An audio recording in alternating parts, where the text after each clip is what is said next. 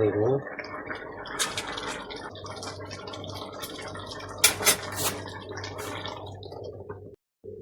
Hello বন্ধু, নমস্কার। আজ আমি একটা রেসিপি নিয়ে আসছি। দেখুন, ডাটা দিয়ে, আলু দিয়ে এবং ডালের বড়া দিয়ে সুন্দর একটা রেসিপি বানাবো।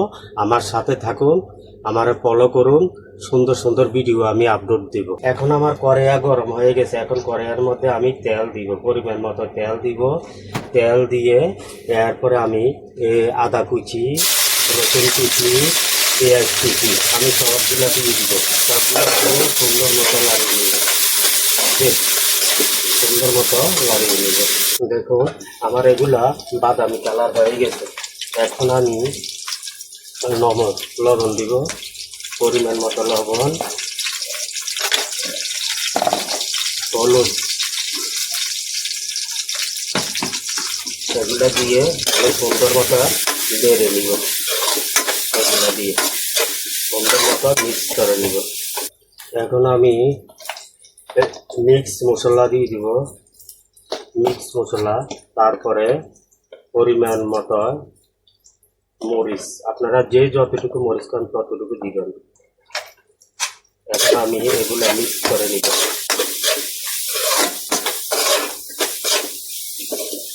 এখন আমি এগুলো মিক্স করে নিব।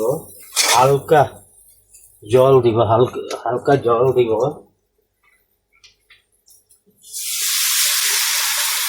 হালকা আমার মশলাগুলো কষানোর জন্য হালকা জল দিয়ে দিলাম। তো হালকা জল দিয়ে এখন আমি ঢেকে দিলাম। এখন আমি গোড়াটা উঠিয়ে নিলাম। আমার এগুলো কষানো হয়ে গেছে। দেখুন সুন্দর কালার আসছে। এখন আমি আলুগুলা দিয়ে সুন্দর মতো কষিয়ে নিব।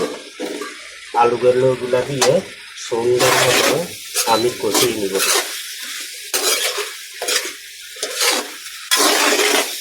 আলুগুলো ভালো করে আমি কষিয়ে নিব।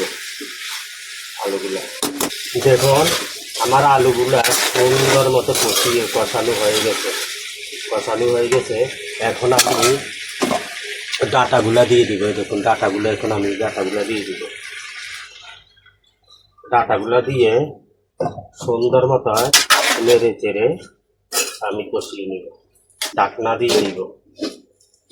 20 মিনিট রাখবো। 20 মিনিট হয়ে গেছে। 20 মিনিট হয়ে গেছে। দেখুন কি সুন্দর হয়ে গেছে। আমার এগুলো কষানো হয়ে গেছে। ডাটাগুলো সুন্দর মতো কষানো হয়ে গেছে।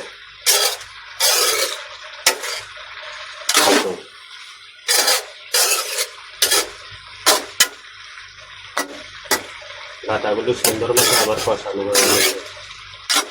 দিয়ে দিব, জল দিয়ে দিব। বেশি দিব না, একটু সামান্য মাখা মাখা করে রানবো। দেখুন,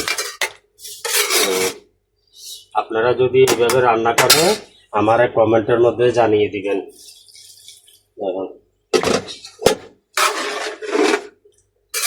এইভাবে আমার রান্নাটা কেমন হয়েছে কমেন্টের মধ্যে জানিয়ে দিবেন।